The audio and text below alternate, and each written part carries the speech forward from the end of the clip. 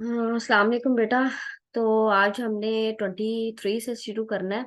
Power to stop and search conveyance, जो कि extension है। पीछे हम लोग पढ़ चुके हैं ऑलरेडी इतनी डिटेल में, बड़े अच्छे से ही हमने अरेस्ट करने के बारे में chapter 3 control of narcotic substance act का।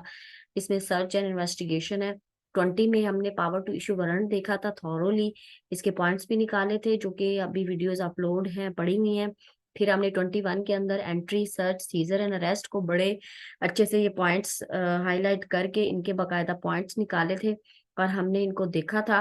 और उर्दू का वेर एक्ट भी देखा था आज। और फिर हमने पब्लिक प्लेसेस के ऊपर जो इसकी एक्सटेंशन है, 21 के अंदर जो पावर दी गई ऑफिसर को, उसका देखा था। और आज 23 के अंदर हमने power to stop and search conveyance. ठीक है, यानी ये एक तरह समझ लो कि सेक्शन 21 की फर्दर एक्सटेंशन है, जिसमें जो इन्वेस्टिगेशन ऑफिसर है, जो कि 21 के अंदर ही हमने देखा था कि वो सब इंस्पेक्टर से बिलो ना हो या उसके इक्वलेंट जो है रैंक का हो। उसके पास ये पावर उसको दी गई है 23 के अंदर कि वो स्टॉप कर सकता है, रोक सकता है सर्च, उसको जो है वो तलाशी भी ले सकता है कन्वेंस किसी सवारी की।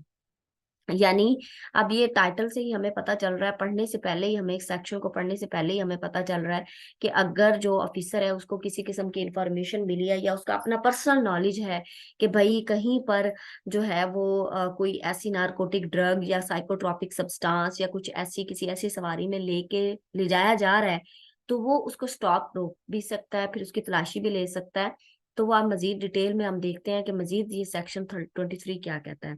अच्छा, अब सेक्शन 23 है कि एन ऑफिसर, जो officer referred to in section 121। तो मैंने पहले ही आपको बताया था सेक्शन 21 के अंदर वो जो ऑफिसर है वो सब इंस्पेक्टर है, ठीक है, या फिर इक्वलेंट उसके स्टेटस का कोई हो। May if he has reason, अब वो मे का वर्ड है यानी उसके पास डिस्क्रिशनरी पावर है। ठीक है, मैंडेटरी नहीं है, ये डिस्क्रिशनरी है।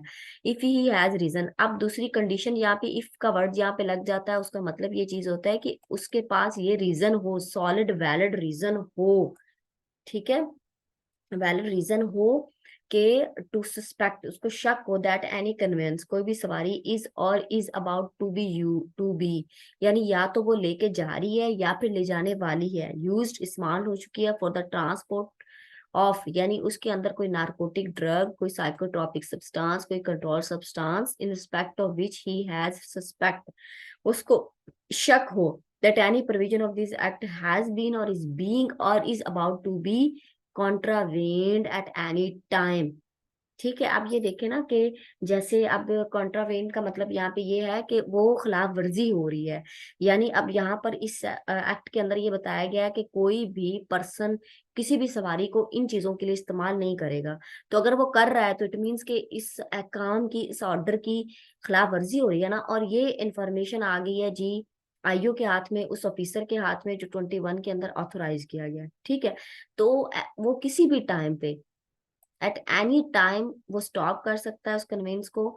और in the case of an aircraft, अगर कोई एयरक्राफ्ट है तो फिर वो उसको वो ये भी कह सकता है कि भाई इसको लैंड करो, इसको उतारो, compel it to land. And अब Ramesh and search the conveyance और पार्ट देयर ऑफ।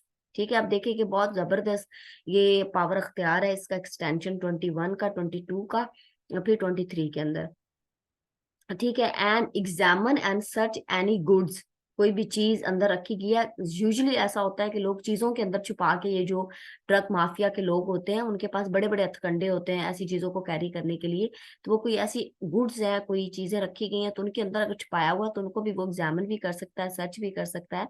और इन दी कन्वेंस, और इफ इट बिकम नेसेसरी, अगर वो उसको लगे कि ये जरूरी है तो फिर उसको वो कन्वेंस को रोकेगा।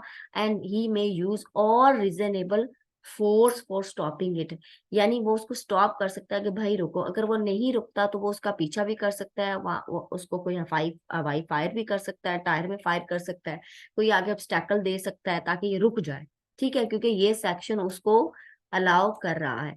तो सेक्शन सिंपली 23 बहुत इजी है, ये एक्सटेंशन है 21 की, जिसके अंदर भाई कोई सवारी है जिसके अंदर कोई नारकोटिक ड्रग, कोई मवाद इस तरह का जा रहा है, तो वो जो है वो उसको रोका जा सकता है, उसकी तलाशी ली जा सकती है किसी भी टाइम के ऊपर, उसको एग्जामिन किया जा सकता है, सर्च किया जा सकता है।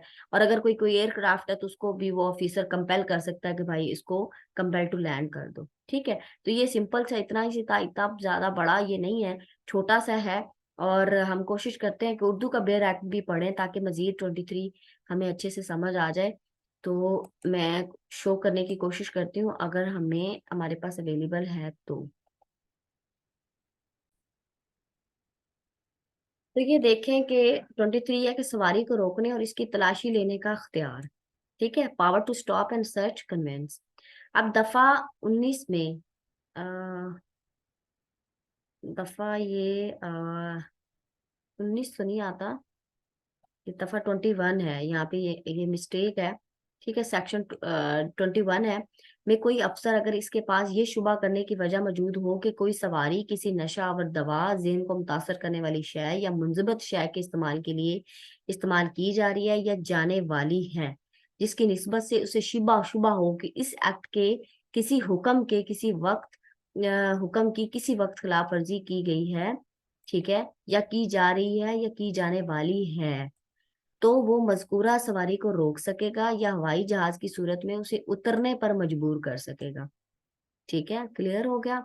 अब ये ऊपर 19 वाला गलत लिखा हुआ, ये 21 है, तो उसको आप लोग जो है वो क्लियर कर लीजिएगा। अच्छा, उसके बाद जो है वो लिखा गया है मजबूर कर सकेगा। और अब और में क्या है कि इस सवारी या इसके किसी हिस्से को उल्ट पुल्ट कर सकेगा। ठीक है, रमेज जो हमने वर्ड पढ़ा था उसका मतलब होता है उल्ट पुल्ट करना। और तलाशी ले सकेगा यानी वो उल्टा भी सकता है। अब ये देखिए कितना ज्यादा अख्तियारों से दिया गया है। सवारी पर या इसमें मौजूद माल की छानबीन कर सकता है, तलाशी भी ले सकता है। अगर सवारी को रोकना जरूरी हो जाए तो उसे रोकने के लिए माकूल ताकत भी इस्तेमाल कर सकता है।